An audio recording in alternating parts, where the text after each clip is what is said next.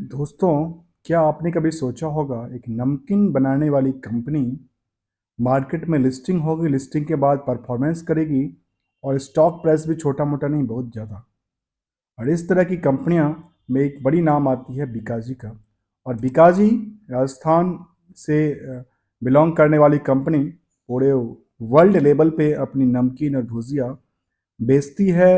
और बेचने के लिए जब उनको फंड की ज़रूरत पड़ी तो स्टॉक मार्केट से उन्होंने फंड रेज किया, अपनी शेयर्स इक्विटी बेच के। और बेचने के बाद जो पैसे आए उनके पास, उस पैसे से बिजनेस को और बढ़ाया और इंटरनेशनल लेवल तक इनके जो कारोबार है वो चमकती दमकती दिखती है। इसी क्रम में आज की हम स्टॉक की बात करने वाले बीकाजी फूड्स इंटरनेशनल लिमिटेड की, जिसका स्टॉक रेट में आज के दिन अभी तक की ट्रेडिंग सेशन में 1.18% का जंप हुआ और 530 रुपये की रेट अभी तक रही है। अब ये चेंज होते रहता है, इसमें कोई हम कुछ कमेंट नहीं करेंगे। चलते हैं सीधा हम बीकाजी की वेबसाइट के ऊपर। यहाँ पे जब मैंने वेबसाइट्स खोला तो सबसे पहला इन्फॉर्मेशन था आजकल जो बिजनेस फ्रॉड हो रहे हैं। बिजनेस फ्रॉड के तरीके चेंज हो गए। पहले कोई क्राइम होता था, आजकल साइबर क्राइम होने लगा है। साइबर क्राइम से ही ये बिजनेस जो क्राइम है ना, वो बिजनेस साइबर क्राइम मान के चलती है। हर कंपनी के नाम पे डिस्ट्रीब्यूशंस का आइडिया या कुछ ऐसा आइडिया आपके सामने रखे जाते हैं अलग अलग वेबसाइट्स के थ्रू। हम आपको इस कंपनी का डिस्ट्रीब्यूशनशिप या मेरा कंपनी के साथ लिंक है। तो दोस्तों, हर वेबसाइट्स अपनी कहती है जो आप किसी भी झांसे में ना जाएं, सुरक्षित रहें, अपने पैसे को सुरक्षित रखें। और मैं भी कहता हूँ स्टॉक मार्केट में पैसे आपके हैं, रिस्क आपके हैं। आप दूसरे के भरोसे रखेंगे तो पैसा कब उड़ जाएगा आपको खुद ही नहीं पता चलेगा, आप ढूंढते रह जाएंगे। चलते हैं इसी के क्रम में। जो बीकाजी कंपनी थी वो आप देख रहे होंगे, इसका ब्रांड एम्बेसडर आजकल बच्चन साहब हैं। और इनकी ढेर सारी नमकीन्स, भुजिया और मिठाई, स्वीट्स वगैरह आती है। और कहते हैं फ्री डिलीवरी अक्रॉस इंडिया। आजकल डिलीवरी का भी काम चालू हो गया है। इसमें भुजिया है, भुजिया की बड़ा फेमस फेमस ब्रांड है। काजू वाला है, अंजीर का है, केकर केसर वादी है, जो मिठाई वगैरह आती है इनकी। तो हम इसके स्टॉक की बात करने वाले हैं। बीकाजी की कहानी यहाँ पे है, जो कि बीकाजी कहाँ से चालू होता है, कहाँ तक पहुँच गया। एक आम इन्वेस्टर और आम कारोबारी के मन में नहीं आती है। हम चलते हैं सीधे स्टॉक के ऊपर, क्योंकि हम बातें करते हैं स्टॉक मार्केट अवेयरनेस की। तो इसका स्टॉक रेट 530 रुपये का एक 1.18% का जंप के साथ मार्केट में कारोबार करते हुए 52 वीक की हाई की बात करें तो 604 रुपये पे, 52 वीक की लो की बात करें तो 349 रुपये पे इनकी रही है बॉटम लाइन। और अभी रिसेंटली ये 530 के आसपास कर रही है कारोबार। तो ये मान के चलिए ये बॉटम लेवल से ऊपर की तरफ, एवरेज से ऊपर की कारोबार कर रही है। चलते हैं इसका फेस वैल्यू भी देखें तो फेस वैल्यू इसका 1 रुपये का।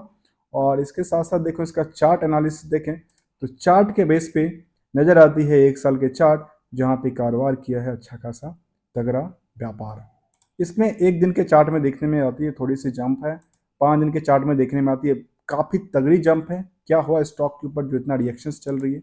1 महीने के चार्ट में बहुत बड़ी गलती हुई है लोगों से, जहाँ पे इसमें जिनका नुकसान हुआ होगा मैं उनके लिए कहता हूँ स्टॉक में आपको काटा होगा। ये काटने वाले कोई कंपनी नहीं, आपको बीकाजी ने नहीं काटा है।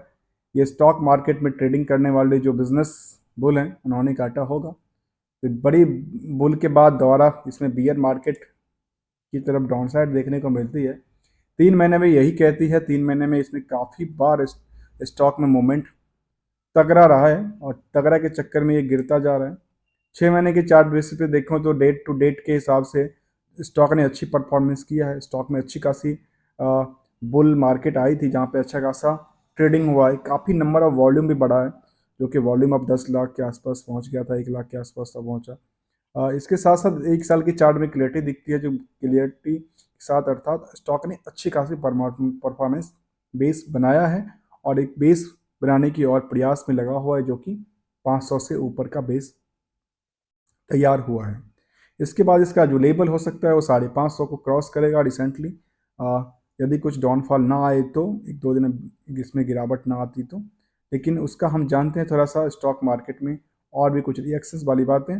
इसमें जो पहले तो एक इनकी इन्फॉर्मेशन आई थी, स्टॉक चंद ने कहा था जो आप बड़ी लार्ज एंटिटी में आप फॉल करने लगे हैं, तो उन्होंने कहा कि नहीं नहीं साहब, हम तो बड़े इंडस्ट्रीज हैं नहीं, हम तो छोटे इंडस्ट्रीज हैं, क्योंकि इन्होंने फ्रेमवर्क डाला था।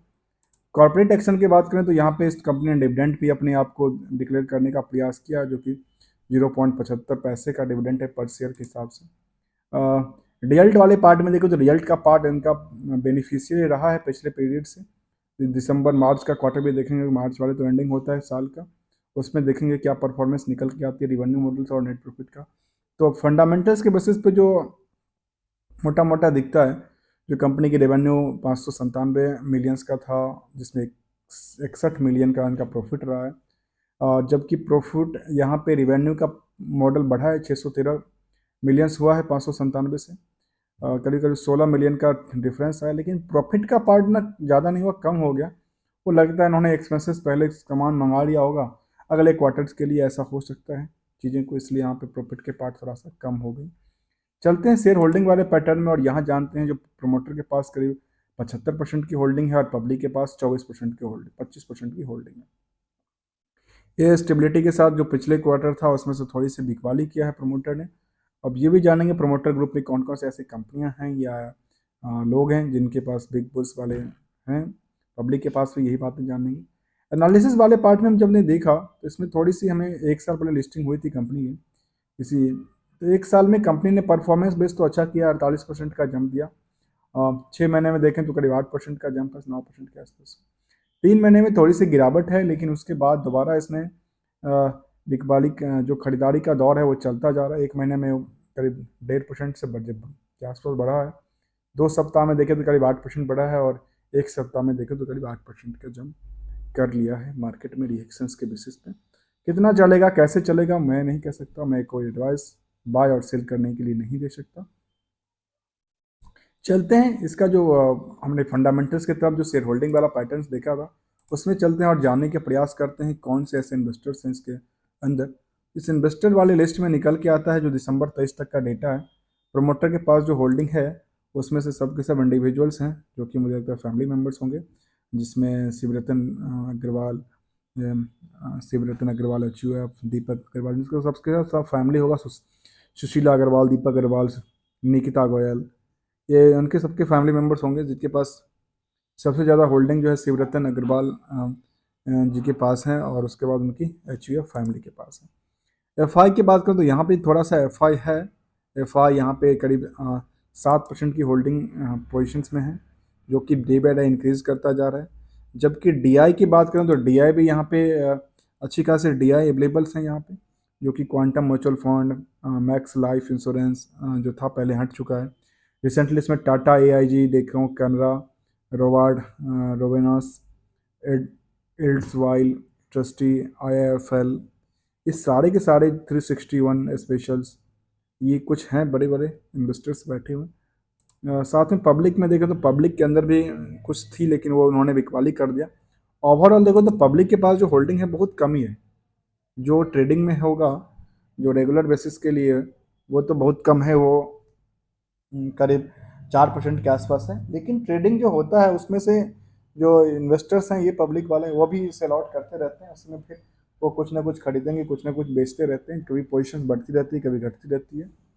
तो चलते हैं इसका जो हमने डेटा एनालिसिस किया, इसमें जो परफॉर्मेंस रहा है स्टॉक का एक साल पहले से, उस परफॉर्मेंस बेस पे स्टॉक ने जो जंप लगाना स्टार्ट किया है।